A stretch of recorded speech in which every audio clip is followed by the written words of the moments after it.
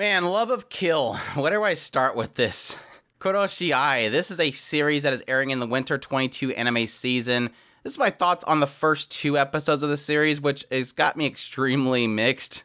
But let's jump into it. Love of Kill is a series that takes place in our modern times. It follows a girl named Chateau who is currently trying to take down a mark. And at some point, she ends up running into this Rang-ha Song, who is this very well-known killer. And even though she fights back against this guy, he eventually overtakes her, he doesn't kill her. Instead, he starts to ask her about herself, asks her name and everything, and eventually kind of comes clean like, I'm not really good at this kind of stuff, but just to let you know, I'm trying to hit on you.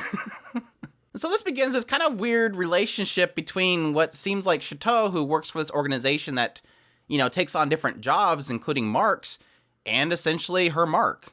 This guy that's very well known as being a very ruthless killer. As I mentioned earlier, Rang-ha is this guy that, again, is a ruthless killer, but he's got some weird interest in Chateau. Chateau, as he kind of mentions at some point, doesn't have a certain smell about her, this putrid smell that he seems to get from anybody else that he has experiences with. But unfortunately, because of the attention that he gives Chateau and his pursuing of her, despite the fact that she keeps shrugging him off, he keeps using these different things like hostages in order to get her, to kind of force her to stay with him. Eventually, it takes the interest of people that it seems like he worked for before that he betrayed.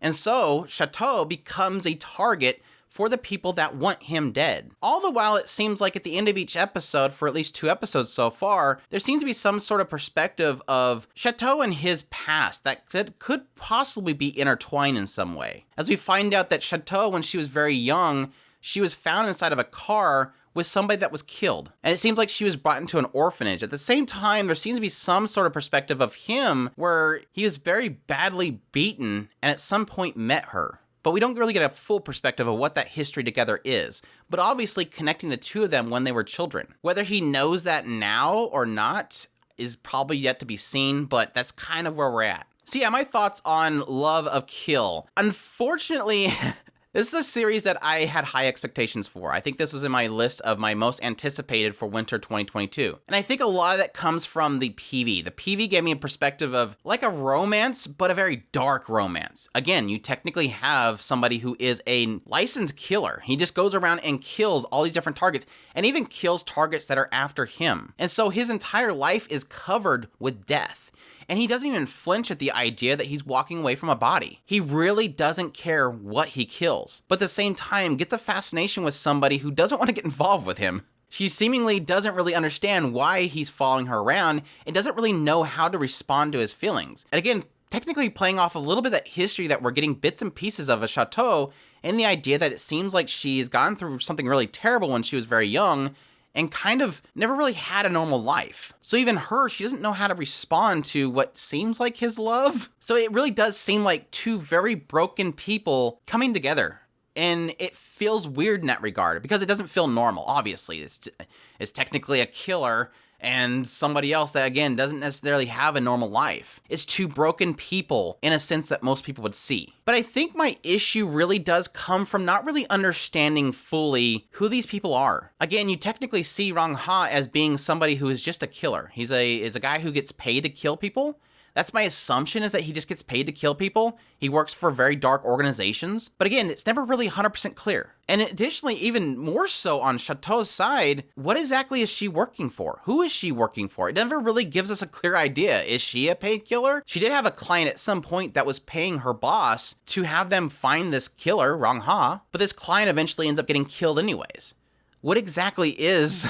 What is she? It never really gives a picture. All I can assume is that she's a mercenary. It does seem like her boss is technically her caretaker, somebody who's looking after her in some way. So he is always kind of going out of his way in order to, emphasize to her to take care of herself and be careful. So it does seem like he's kind of like a father figure. And I'm assuming the group that calls Rang-ha a traitor that is currently after Chateau because she's connected to him, I'm sure eventually they'll probably get into him. Probably he was a part of some sort of mob and he betrayed them and now they're after him.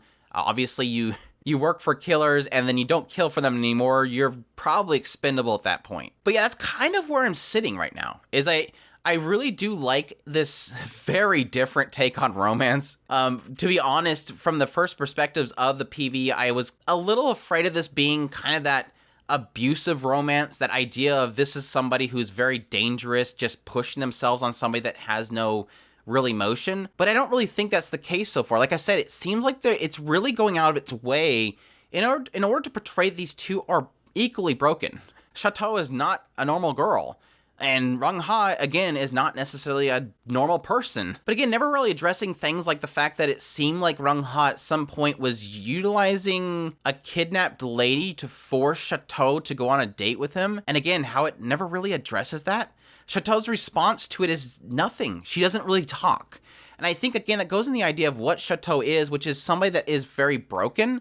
But at the same time, when you don't really say anything about what he's doing, it doesn't really give you a clear idea of, is she morally conflicted by the fact that, again, he's technically taken a hostage to force her to follow him? It's weird. It's weird and it's never really clear. And then again, I don't know if that's just me missing something. I'm not really not paying attention to the show. It just feels like I don't understand exactly what is going on. And that's where I feel like the show is really failing me so far. Maybe somebody will disagree with me. Maybe somebody's like, yeah, well, obviously he did this.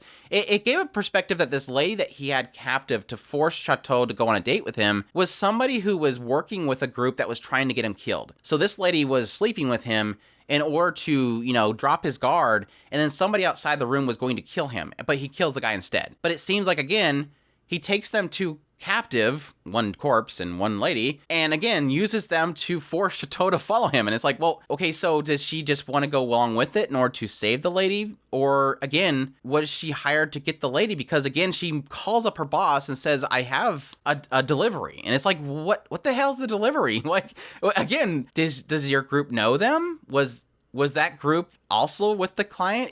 It's very unclear. But that aside, I'm intrigued by it, and I want it to work because it's a very messed up relationship that I think is two broken people that may find a fix within each other, and that's intriguing to me. Additionally, there's one annoyance in this show.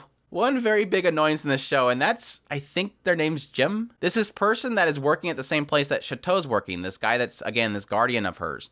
That seems like a guardian of hers. It's this character that has no mouth that talks weird. And it's so very irritating for some reason. It's the foreign character that talks very broken Japanese. It's very obviously that it's broken Japanese. It's overemphasis on a lot of syllables in Japanese. And again, it's a character with no mouth, and it bugs the absolute fire out of me, and I cannot stand this character whenever they're on the screen. It's so distracting to both logic because they have no mouth, and so it kind of breaks the immersion of a very dark show, but at the same time, the crazy accent is just drives me crazy. So there's that. But other than that, like I said, I'm intrigued.